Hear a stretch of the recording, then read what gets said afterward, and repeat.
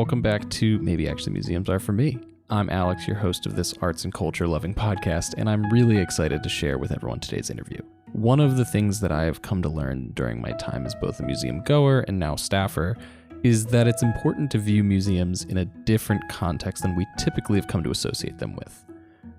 What does that mean? Basically, and I went through the effort of looking up the definition of museums for this, but the definition of a museum is, quote, a building in which objects of historical, scientific, artistic, or cultural interest are stored and exhibited, end quote. More or less, despite rotations, the word museum is contextualized into this sort of sterile or formulaic environment where we, as an audience, are meant to simply observe and not participate. In fact, in some ways, participation is almost discouraged, it seems.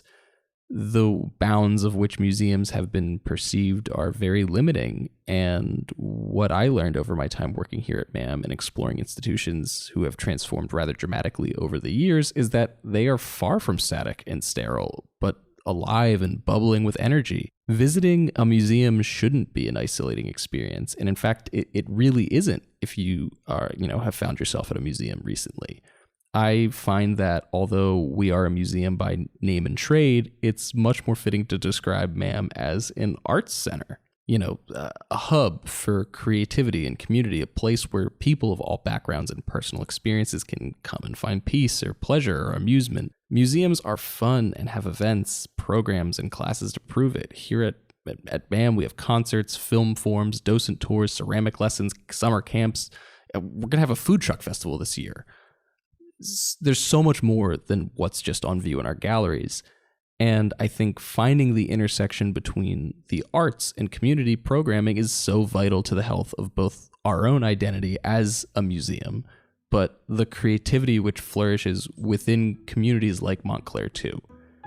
Now, getting to the point of this episode and this opening, is that one organization, which I think encapsulates this intersection, is the Montclair Story Salon. Founded and hosted by Liz Samuel, the Story Salon aims to bring the storied practice of oral storytelling and the art form around it to new audiences. And the best part? The proceeds go back towards the community in which it aims to enlighten and entertain. The Montclair Art Museum is thrilled to host Blank Canvas, a salon for MAM, on February 27th, 2025. There will be food, drinks, live painting, and most importantly, brilliant storytelling.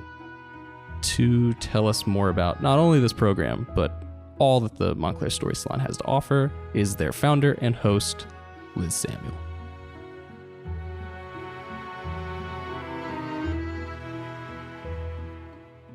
Hi, Liz.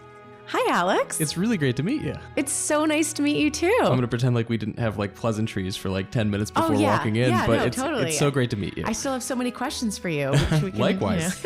Well, I'm the host, so let's hope that the questions are mostly coming this way. No, it's fine. For people who may not know you and know the Montclair Story Salon, could you just introduce yourself and what the organization is? Yeah, happy to. So I'm Liz Samuel. I am an actress and producer and writer and teacher, but for the purposes of this, I'm Liz from Montclair Story Salon, the founder and producer and host of this multidisciplinary storytelling event series where we raise funds for different nonprofit organizations in the Montclair area. I've been doing this for several years, a little bit before the pandemic on a very small, much smaller scale, and bigger and bigger and grander every year. I rebooted around June 2022. Amazing. So it's 2.5 years, and That's it's so great. just gotten really much bigger than I ever expected. Yeah. When you kind of started out on this journey, what I don't know, what was the nucleus of it? I feel like something has to spark, whatever is going on and the moment that you're trying to meet. What spawned this? So as an actor, you don't know when your next job is. And several years ago, a long time ago now, I don't know, 7 years ago, I had created a web series as a way to also put my energy besides the acting into something else and create something of my own. Yeah. And that was a lot of work and very expensive, totally worth it. But I had to move on from that. And I wanted to find a way, how can I like tell my stories, but also connect with other people who love to tell stories without it being a big, expensive production, without having to like, I would write these scripts and these ideas for stories and then say to myself, what am I going to do with them now? And I get it. I get it. You know, and I needed an outlet. And I was invited to Brooklyn for this very small little gathering at a boutique where just to tell a story or to, this woman, Sarah had said, just bring your next episode, just tell us about your next episode of your series Momtress. And I was thinking, well, I don't know, maybe. And I went there a few times, and this was like, there were like 5 or 6 people watching and about 3 or 4 people performing, right? It was very intimate and small. Mm-hmm. But I thought, we don't have anything like this in Montclair. No. And that was like 2018 maybe. And it was it felt the first one that I did, which was at this little boutique on Glenridge Ave, which doesn't exist anymore. It was called Vertigreen Home. I gathered a few people to tell stories, maybe recite an original poem, mm-hmm. Sing a song. And I had this willing audience. Suddenly we were bursting out the door. And I realized that this need that I had to connect and create and have a platform for it in a way where we could together like raise our vibrations together and to feel creative together and to express ourselves in a way that just felt exciting and without too much, we didn't have to do too much at that point, right? And it just felt so right. And we grew out of the space, and 25 people couldn't fit in there anymore. Yeah. And then suddenly I found another space. Wendy Lacey, who has Cornerstone, who is connected with the museum. She's incredible. And she offered her space above the general store. Oh, amazing. And it was incredible. I think we had maybe 4 or 5 story salons there, and it just grew and grew and grew. And suddenly we couldn't fit there anymore. Yeah. 35 people we were bursting. Mm-hmm. And here again, I'm finding, I got to find another space. And long story short, suddenly we're in spaces that fill 100 with 35 people on the wait list who can't even get into the event because we're already at capacity at 100. And this little intimate event became much, much bigger. However, it still has an intimate feel. Yeah. And that's what I'm really excited about the one coming up here at the Art Museum. Very absolutely. excited. And the way, I want to talk about the intersection of like storytelling and art, because it is a very poignant thing. But one of the, I got chills while you were kind of talking because, I consider myself a storyteller. That's the way that I view everything that I do. Yeah. Obviously, like here at MAM, I get to, make this podcast. I create documentaries, like I do our social media. But yeah, I get to like make little documentaries every single day and like tell stories that matter. And then in my own personal life, like I always dreamed as a kid I'd be a filmmaker and whatever. And you kind of talked about, when you're talking about your web series, you have all of these ideas and all of these passions, and you just have to kind of figure out a way to do it. But obviously there's financial constraints and this, that, and the other thing. I totally get it. When I was a kid, I had all of these ideas, and it's like, I can't make that movie because I'm 15, but I'll write it. I'll for now, I'll write it out. I'll write it. It'll be the written word, and that'll suffice for now. And then when I started getting closer to college, I realized, oh no, it was always writing. Like I was always a writer. I was never supposed to be a filmmaker. Interesting. At least like in the traditional, like getting a crew, doing it that way. Like documentaries comes naturally. I love it. Yeah. Totally easy. But yeah, like novels and short stories, that's the thing I'm passionate about. That's so wonderful. Yeah. And it's so important to know that about yourself. Yeah. I feel like in college, I studied broadcast journalism, but secretly studied acting on the side and no one knew. And that's how a lot of us were. Right? Like it was I was communication and media studies. Okay, right. There you go. And then I was in news for a little bit and did not like it. And then I was in TV production and like liked a lot of elements of it. Yeah. And then I loved the storytelling part of when I worked at VH1 and MTV. I worked on like Behind the Music, and people who are closer to my age will remember that show. I remember it. Oh, you do? Oh my goodness. Okay. Yeah. So I would work on these documentaries about music. And for me, that storytelling was just, was a lot of fun. Yeah. The prank shows I worked on didn't feel right to me.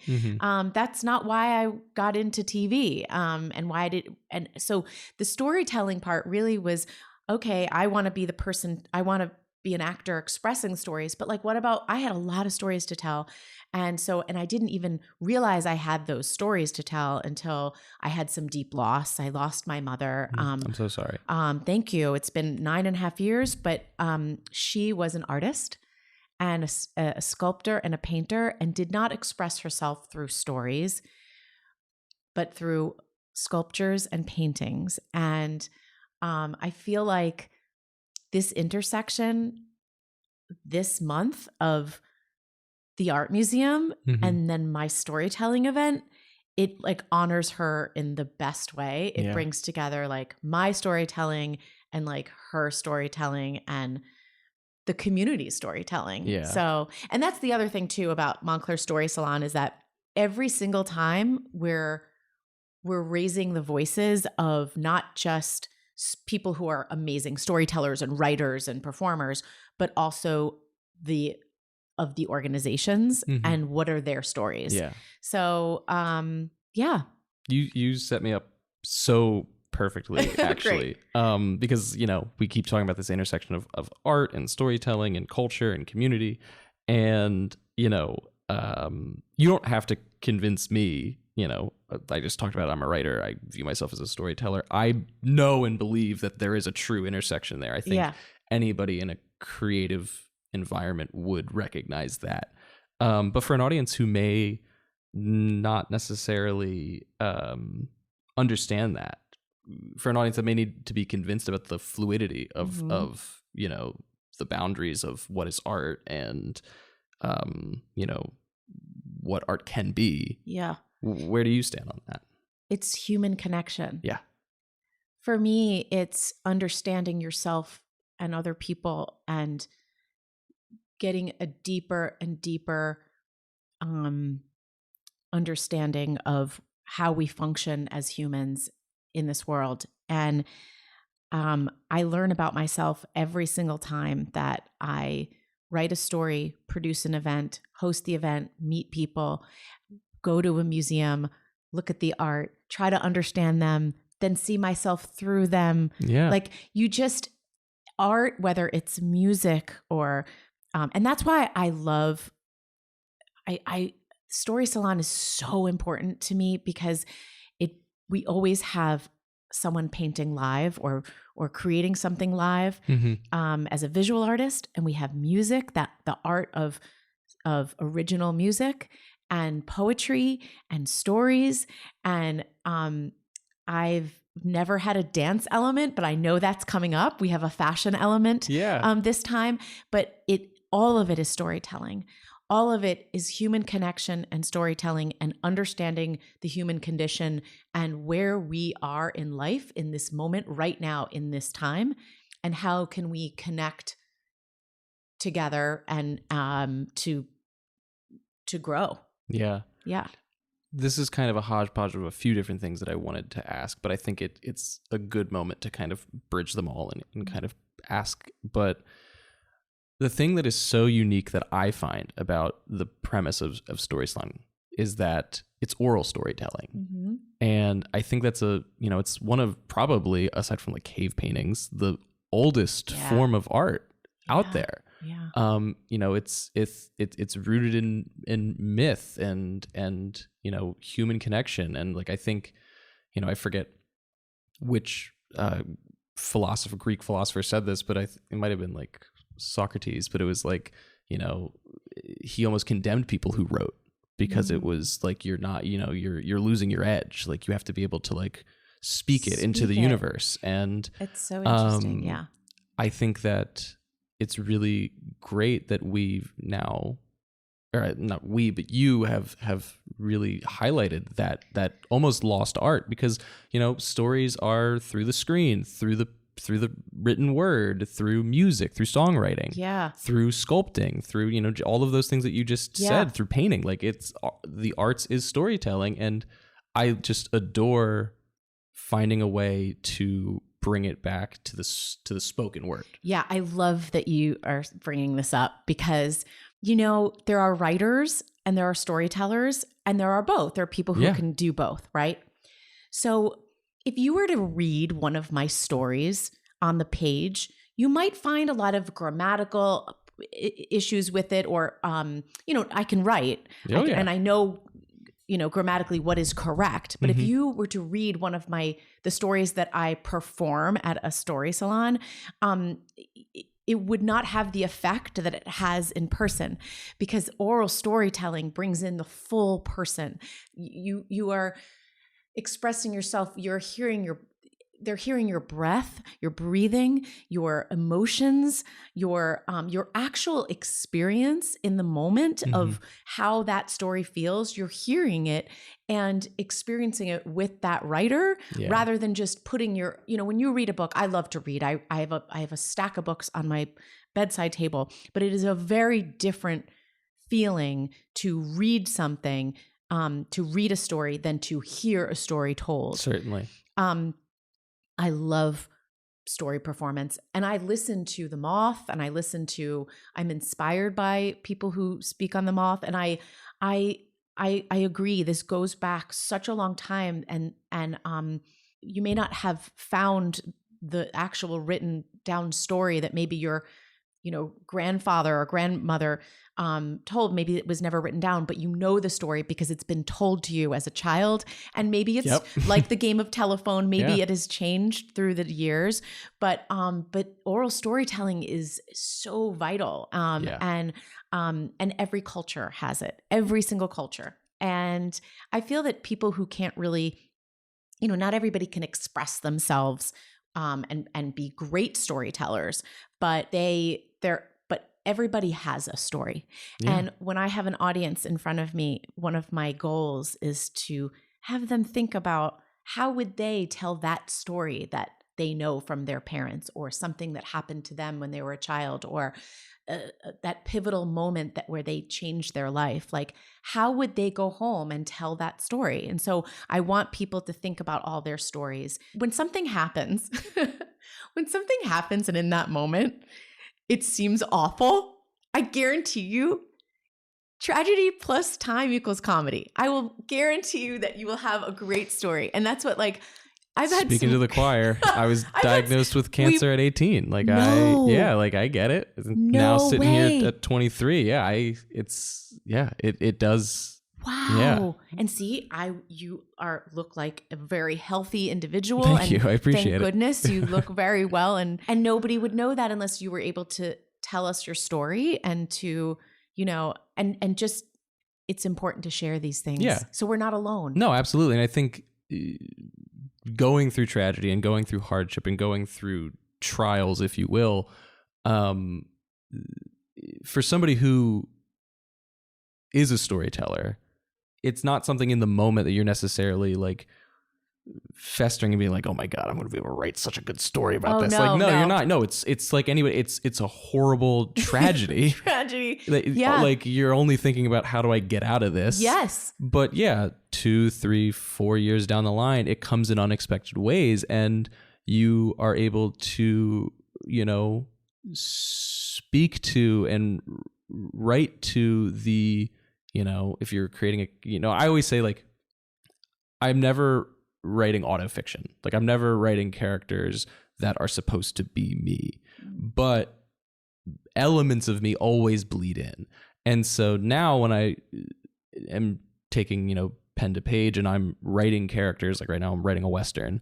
Oh, wow. And, I'm starting to deal with characters who have to now overcome these profound, whether it's loss or pain or misfortune, whatever, insert the story circle here, whatever that is, I'm able to unconsciously pull from that experience, and I feel very honestly and in a real raw way add layers and depth and truth to the thing that you experience, that now your character or the world that you're building around that character can emote. Exactly. Yeah. We take parts of ourselves and add them as layers onto other characters. Absolutely. And our personal experiences inform our work. Yeah. I write a lot of stories about my mother, and when I was going through the loss, it was so deep and so hard. And now these stories are, I feel like I can write them with a lot of comedy and joy, and everything I honor her with these stories. Yeah. And it took me, after losing her, it took about 6 months to stop crying. Yeah. And then I picked myself up and I realized that I needed to tell some stories.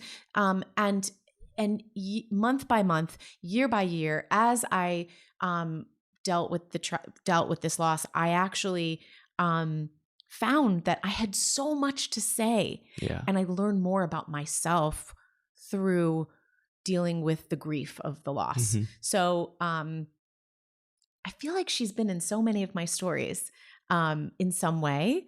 And I also like to think of it as, she never talked about what her art meant. When she was alive, and I would say, "Mom, what does that sculpture mean?" And she would say, "I don't know, Liz. It's an abstract piece." And I'm like, "Okay, can you tell me about it?" And she wasn't somebody who could tell stories the way I do, or the way I can. And for her, it was just in her hands. I mean, she maybe she knew deep down what every piece meant. I'm sure she did, but she just did not express it that way. It was all expressed through her sculpture and her paintings. And it's not to say that there isn't story there, though. There's certainly deeply is. Yeah, definitely. There was one piece towards the end of her life, a little sculpture, a mini sculpture. And when I did ask her, like, "There's got to be a story here, Mom. I know there's not a lot of time left." And she explained it to me as her, yes, this is her cancer lifting out of her body, that kind of thing. And it really was so hard for me to hear that, because she had never described all the other pieces that she had done for the past 40 years. Like I just was thinking, why does it have to be that one that she could explain? Why couldn't she explain, all the other ones? But I have my own stories that I've put on her art that hang in my home, and her sculptures around my home. And sometimes I also have to take it as face value for her. For her, it was just the piece itself. The act of creation. The act of creation, exactly. Yeah. I think this is a good moment to kind of talk about the location of where this story salon is going to be held. Obviously, there's a reason you're on the show, and we're going to be having it here at MAM. And I just want to hear you talk a little bit about why do you think it's let me kind of step back for a moment. I view the museum as more than just a museum. I think that's how we all here as staffers, and I think a lot of our members feel. I talk about this a little bit in the cold open, but I think there's this connotation that comes with the word museum. Sometimes it might feel stale or static, old. Yeah. And I don't think that's a bad thing. I like going to museums to go and passively, quietly, observe and think and ponder. Yeah. But that's not what museums have become. And I think there's this notion that museums are still that. And I think MAM is very different than what it was even 20 years ago. Yeah. And to me, even though I am a bit of a purist and I do like the word museum, and I think that we are a museum, I think it's much more appropriate to associate the word museum, not as a museum in the historical and contextual sense, but as an arts institution, an arts, community center, something like that. And Very I think much that so.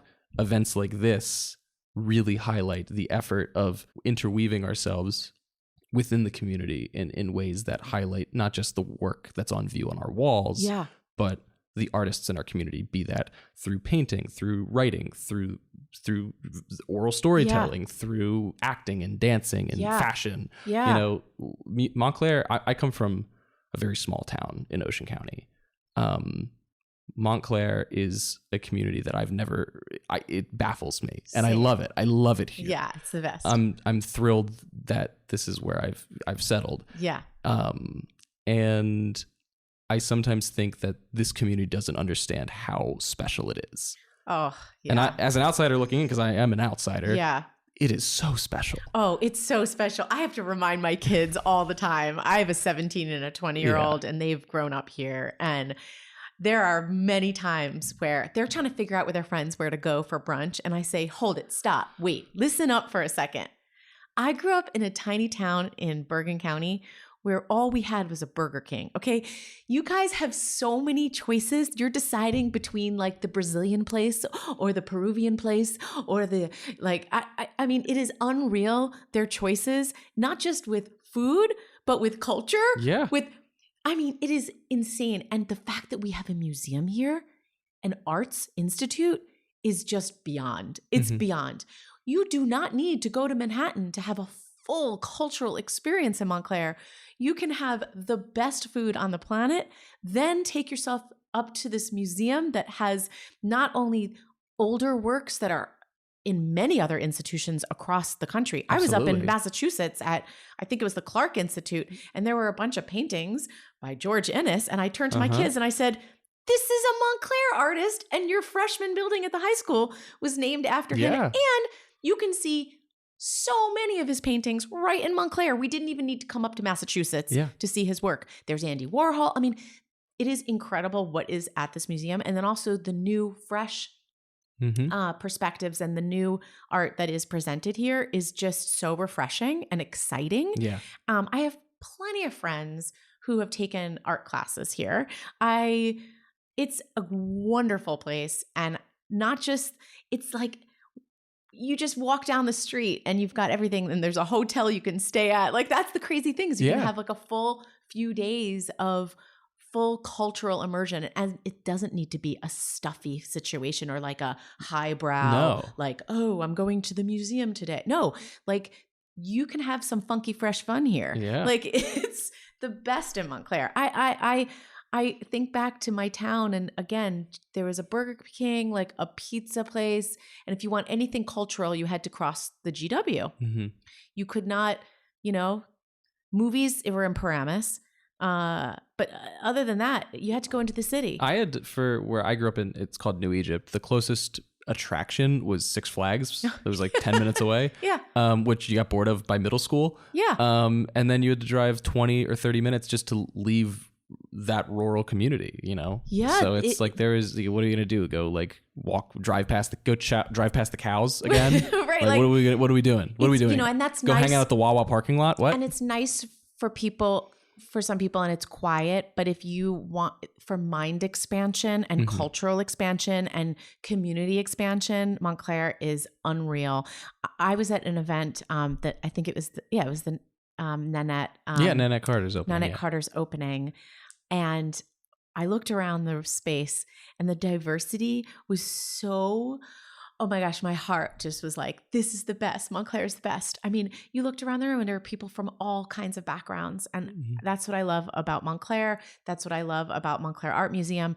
And you're not celebrating just one type of style, or like, it's not, you've got all kinds of people here. So also just to say that Montclair Story Salon, I always make sure that I have people of different cultural backgrounds, and that we've got a real mix. And I'm excited to talk about the lineup for this. You took the words right out of my mouth. I want to, there's two, before we get to the lineup, one of the first off, thank you for being here and doing this. I'm happy I appreciate to be here. it. I am conscious of your time, and we've been going for almost 30 minutes, which I could talk for hours with you. Yeah, same. But there is something about your organization that I find so admirable, and I think it's something that I have found that a lot of Montclair organizations, nonprofits, longstanding institutions really do focus on, and that's the philanthropic nature of the work that we do. Whether that's donating to Tony's Kitchen or whatever. Yeah. There is definitely a emphasis on giving back. Yeah. And your program is no different. And can you just talk a little bit about where, some of the work that you guys do, where does that get dispersed to? Because it's super important. Yeah. Every event is in support of a local nonprofit. And some of the other organizations we've supported have been MESH, which is to help the unhoused. And that was the last one. We've had Montclair Community Farms. We've had Luna Stage, Vanguard Theater Company, Friends of the How House, which is a really interesting, for those who don't know, it's right here on Claremont Ave, and it's a still standing original home of a formerly enslaved man who lived in Montclair, and the first African-American person, formerly enslaved person to own a home. And so we were raising funds to help them make this house historic, to give it historic status.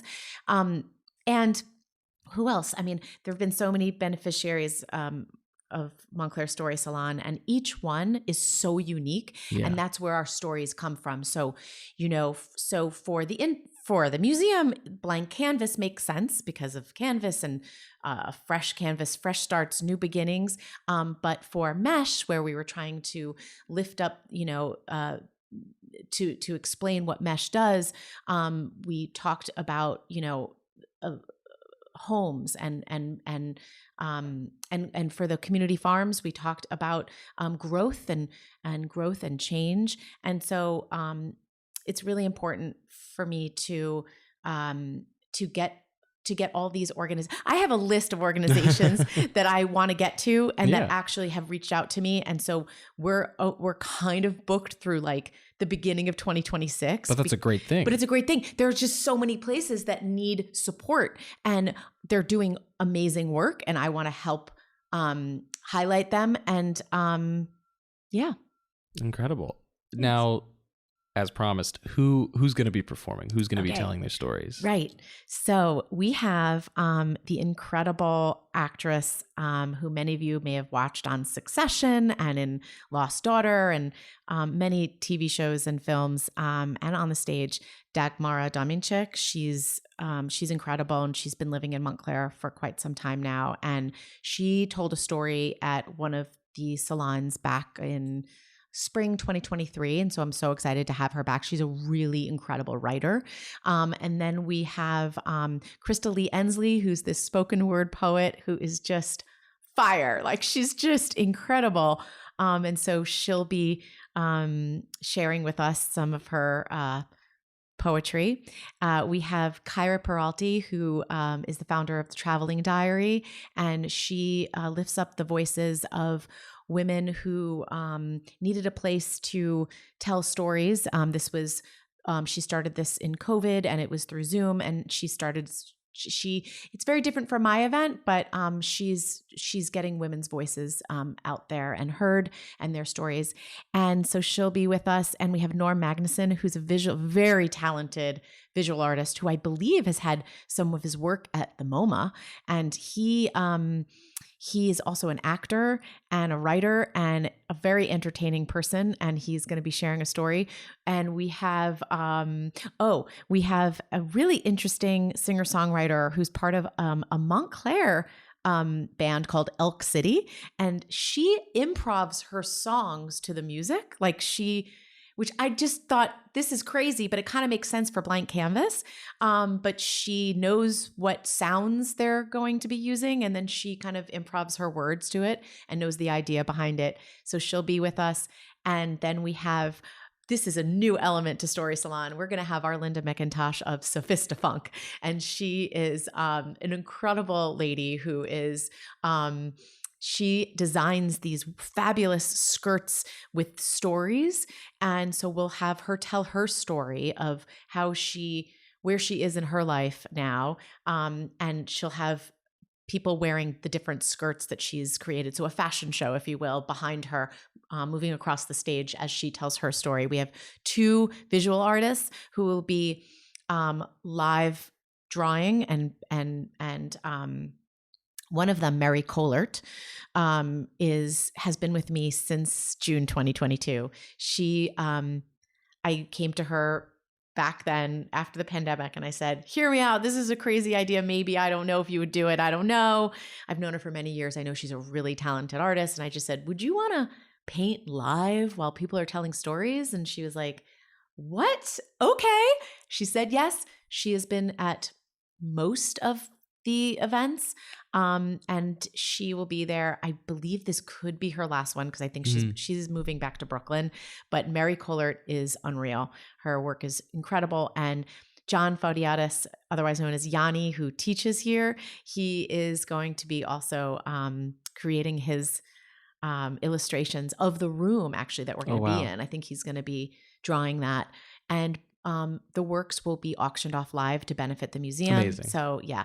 So, and then am I missing anyone? I feel like I'm worried I'm missing one of the storytellers. If I am, I apologize. You can find out everything on the website. Yes, you can. And also I always try to write my own story for the event, but I don't advertise it because, I like to make sure that my storytellers are the highlight. Yeah. And if we're running out of time, I just put the story away and I don't tell it because I'm hosting it. And I feel like I've sometimes can infuse some of the bits of that story throughout the evening. Yeah. But I will have a story for this one, especially since my mother was an artist. So I feel like I've got to but it'll be shorter. My story will be shorter. Don't sell yourself short. So yeah.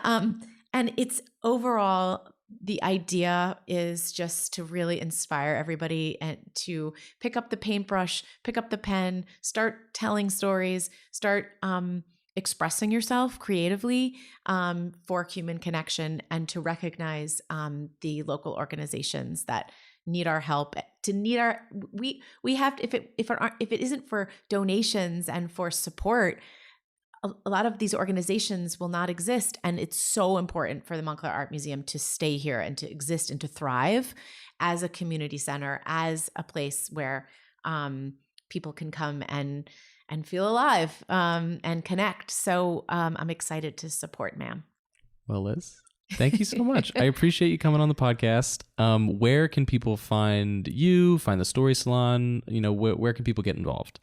Yeah, so you can go to montclairstorysalon.com and you can find out about the upcoming event and other events that are coming up. We have one in April for MFEE. We have one in May for Montclair Helps, and we'll continue to update the other organizations that will be a part of Montclair Story Salon. But yeah, so tickets can be found on your Montclair Art Museum.org. Yes, just montclairartmuseum.org. Yep. Right, exactly. Quick and easy. Quick and easy, montclairartmuseum.org. And and Instagram at Montclair Story Salon, and Facebook you can find us too. But Instagram is kind of, I think, an easier visual medium for people to find out what's going on. Well, thank you so much again, Liz. I really Alex. appreciate it. Yeah, no, thanks. I appreciate you having me here. It's great.